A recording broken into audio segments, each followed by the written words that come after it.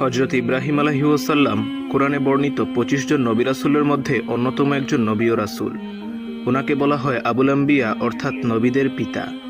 ইব্রাহিম আলাইহিস সালামের বংশে সবচেয়ে বেশি নবী এসেছিলেন এবং ওনাকে ইসলাম, খ্রিস্ট ও ইয়াহুদি ধর্মে সম্মানের সাথে মানা হয়। আল্লাহর দেওয়া প্রত্যেকটি কঠিন পরীক্ষায় উত্তীর্ণ হয়ে তিনি এ সম্মানে আসীন হয়েছেন। তো আজকের ভিডিওতে ওনাকে নিয়ে নির্মিত কয়েকটি সিনেমা থেকে গুরুত্বপূর্ণ ঘটনা এক্সপ্লেন করব। আমি খুবই ক্ষুদ্র ও সামান্য মানুষ, যার পক্ষে এত বড় নবীর ঘটনা ব্যাখ্যা করা সম্ভব নয়। ভিডিওটি আমি আমার স্বল্প জ্ঞান ও বিভিন্ন ইসলামিক স্কলারদের ওয়াজ ও ব্যাখ্যা শুনে এক্সপ্লেন করছি। এখানে আমি শুধুমাত্র কয়েকটি ঘটনা তুলে ধরব। যদি কোনো ভুল ত্রুটি হয়ে থাকে তাহলে ক্ষমার দৃষ্টিতে দেখবেন। তো ইব্রাহিম আলাইহিস সালামের জন্ম ইরাকের বাবেল শহরে, যেই শহরকে আমরা ব্যাবিলন নামে শুনে এসেছি।